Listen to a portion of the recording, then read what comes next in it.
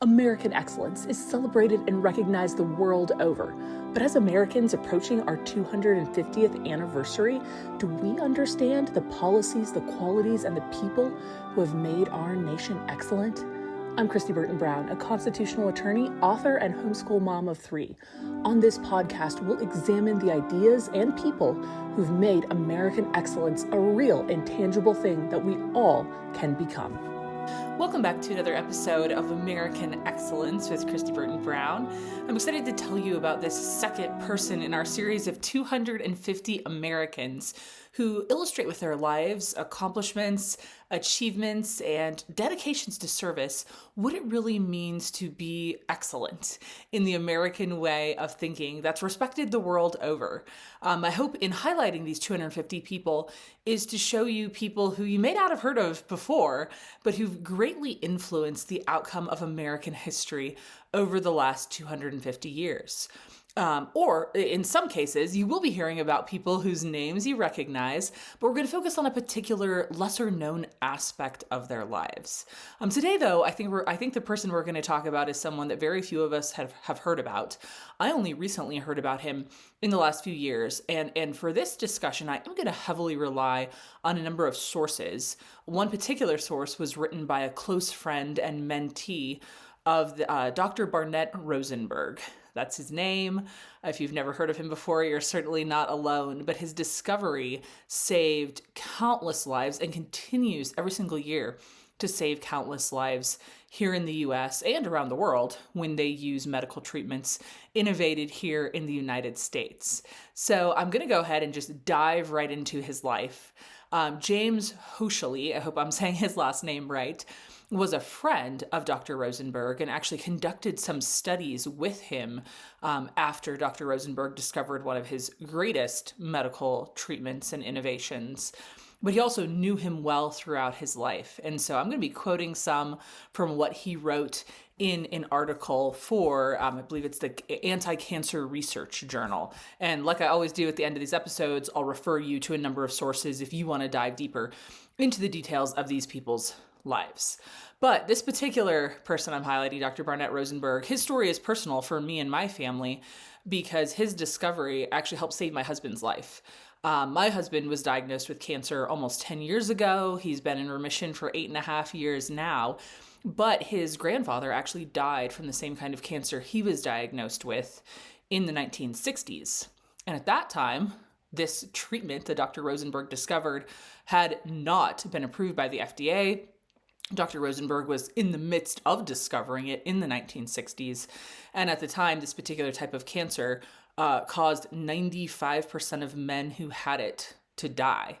And now, after the treatment Dr. Rosenberg discovered and pioneered through FDA trials and FDA approval finally, now about 95% of men survive. And thankfully, my husband was in that number. So this story is very personal to my family. I'm very grateful for this particular American pioneer in the field of medicine and his contributions to my family. So I came across even a journal article that was written by Dr. Rosenberg himself. A lot of the details of his discoveries are very scientific and medical in nature. I won't dive into all the details of that, but if you're interested, you can always look them up and read them. His particular article, when he was going through this discovery and reporting on it, is called Platinum Compounds, a New Class of Potent Anti-Tumor Agents.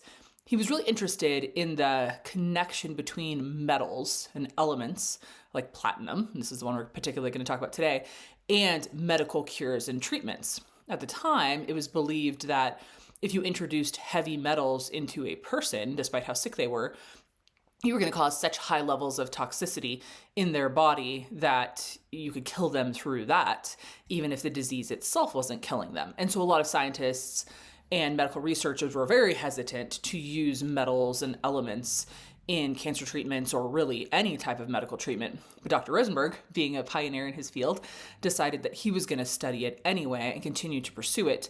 He did research into the metal platinum for about 20 years, actually.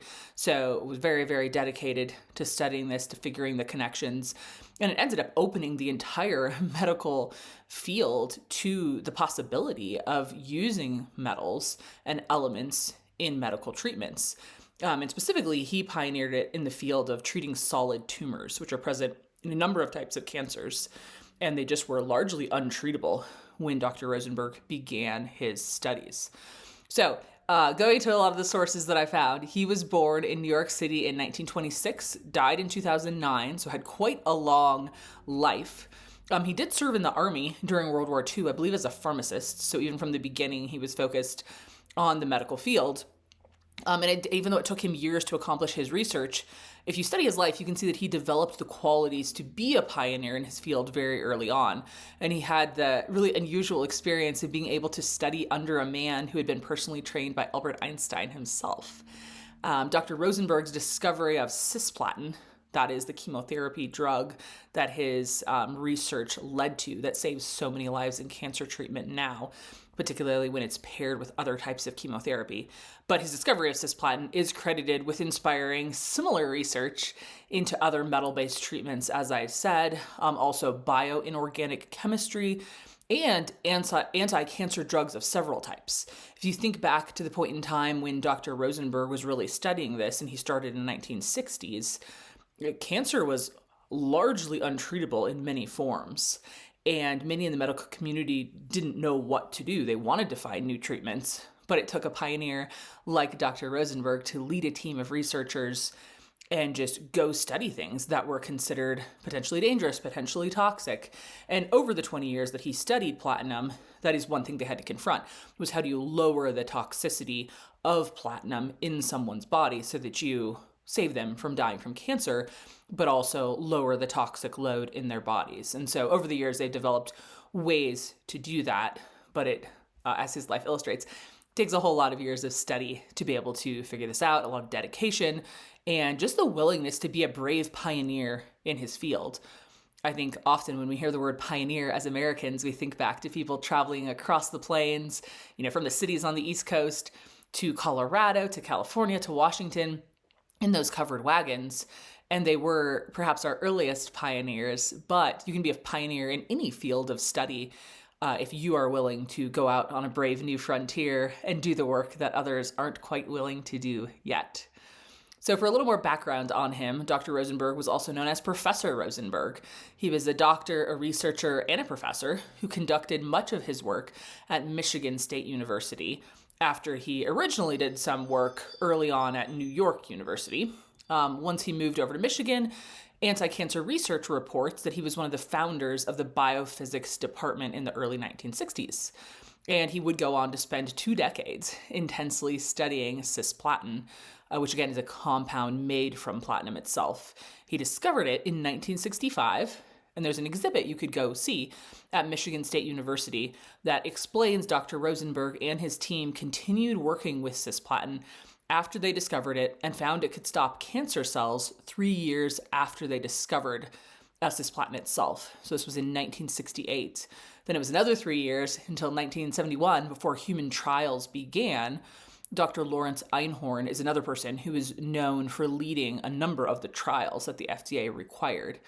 13 years passed from the discovery of cisplatin in 1965 to the year that the FDA approved it in 1978. So long process, had to be very dedicated to getting it done, but Dr. Rosenberg was highly motivated by saving people's lives, especially in the field of cancer treatment. Incidentally, the discovery of cisplatin as a cure for serious types of cancer was somewhat of an accident. And there's a piece of it that, according to the research I did, scientists could never fully explain exactly how they reached it, which is kind of wild considering how brilliant each of the scientists involved on Dr. Rosenberg's team was.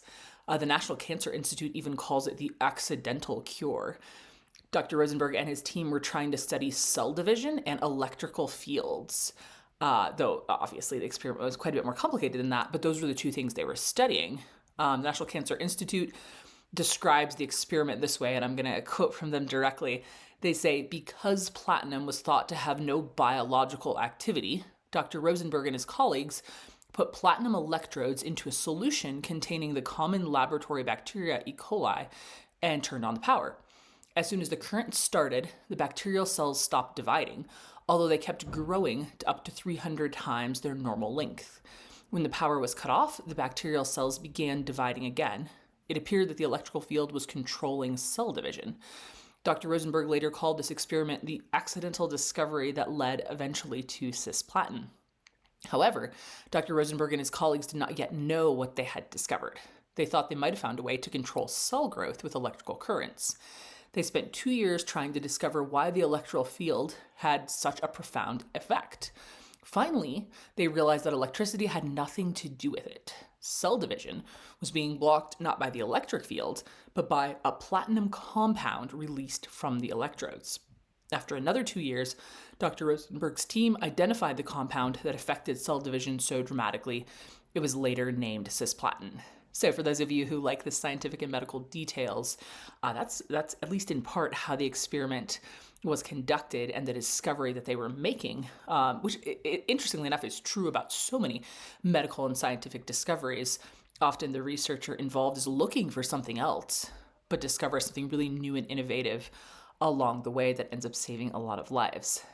Now, we do know that Dr. Rosenberg didn't work alone. He worked with at least 4 or 5 others in this experiment over the years, and no doubt based on his character and the stories people who were close to him tell, he would give others credit for the discovery if asked, and definitely say how valuable and important each of his team members were. But anti-cancer research reports that a key piece in the discovery was Dr. Rosenberg's, quote, ability to immediately recognize and understand the potential of the discovery, that the agent causing the effect might indeed have utility in treating cancer, end quote. So we see this with a lot of pioneers in their own field, that they think differently than others, and they're motivated to understand the why behind a new discovery, and to really deeply dive into the facts, the unknowns even, and to really answer those questions themselves and push themselves and others around them, inspire them to do that work.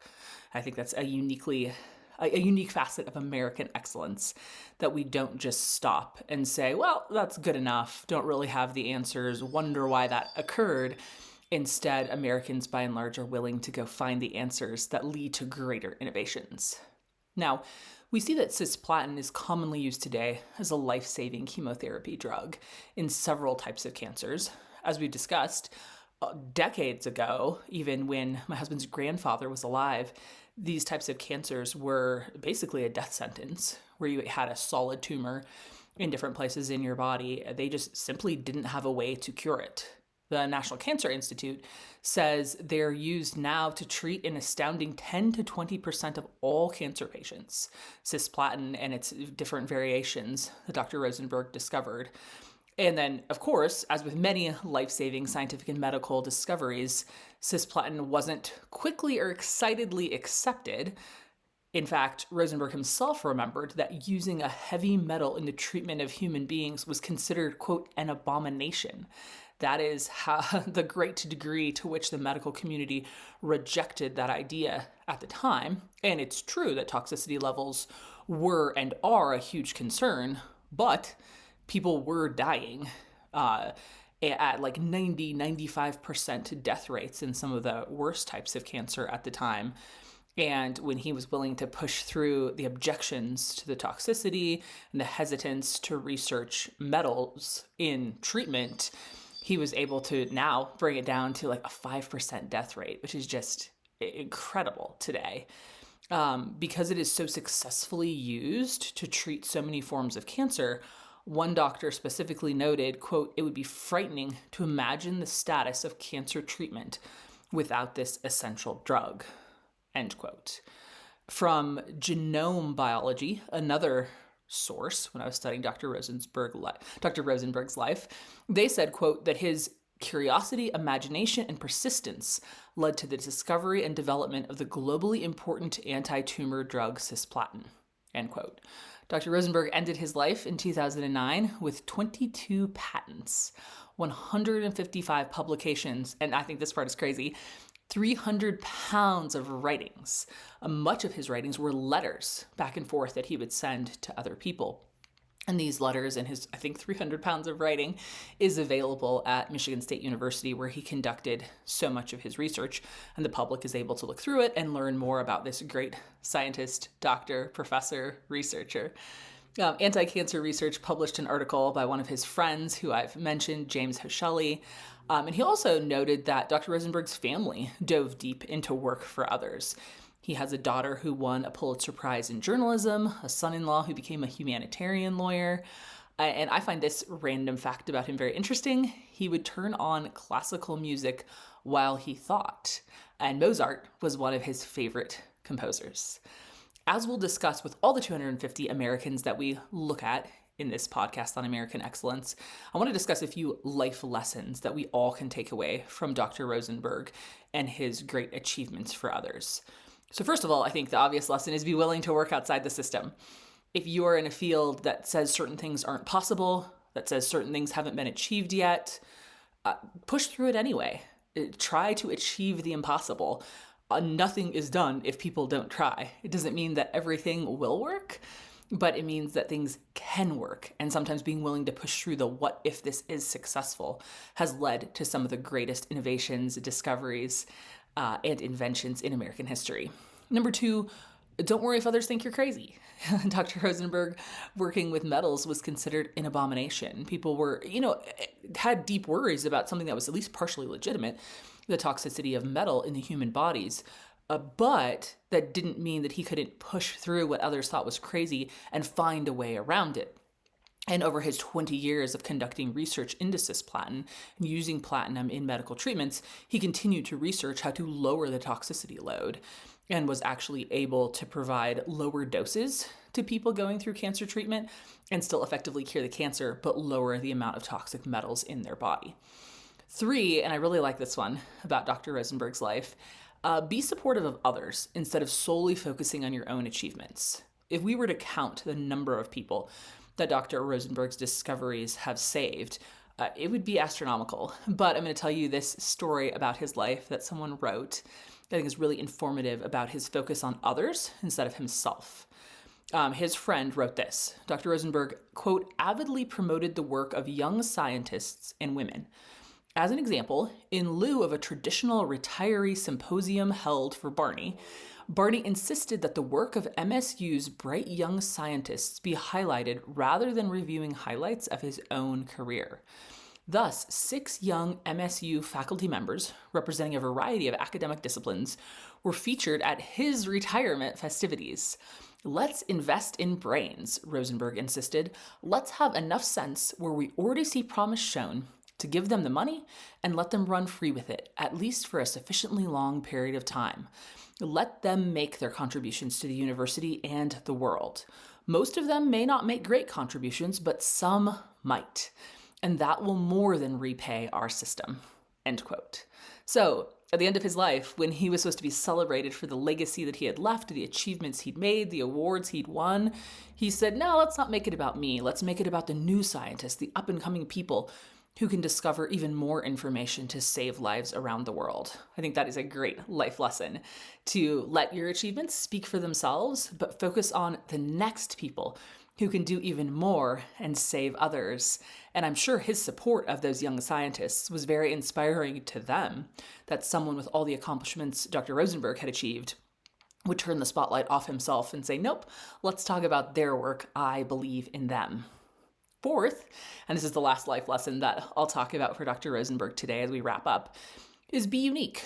The same friend who told that story about his retirement celebration wrote this, quote, a hallmark of Barney's personal research philosophy was that he only did research that no one else was doing and only research that would benefit mankind, end quote. So rather than spending his research time, going down a road that maybe fascinated him personally, but wouldn't necessarily lead to the outcome of saving lives and making other people's quality of life better, he limited himself and said, I'm going to use my talent, my brilliance, my skills, my bravery, and ability to be a pioneer in my field to focus in on solutions that can actually save lives and help people. And then he furthermore said, I'm going to be unique and research something that others aren't willing to touch. I find that very inspiring, to set yourself out there and say, I'm going to try to do what hasn't been done yet. Think of all the innovations in American history that have been done with just this exact same mindset that Dr. Rosenberg had. and how much you might be able to do to influence the world if you also adopt this mindset. So with that, I'll give you a few of the sources that I used and heavily relied on in this episode of our podcast in case you want to read more about Dr. Rosenberg's discovery. You can go to the Anti-Cancer Research Journal. You can also go to Michigan State University's On the Banks of the Red Cedar. That's the name of their exhibit, and they detail some about it online. The National Cancer Institute writes about Dr. Rosenberg. Nature magazine has an article about him, and the State News, which talks about him receiving a Golden Goose Award after his death, actually. And so those are some of the resources that dive deep into his work, give the details, especially, like I said, if you want to get into the nitty-gritty of the science and medicine behind his experiments and those 20 years of research, trials, experiments that he and his team conducted. You can definitely find it available online. With that, thanks for listening to this episode of American Excellence, and we have 248 more Americans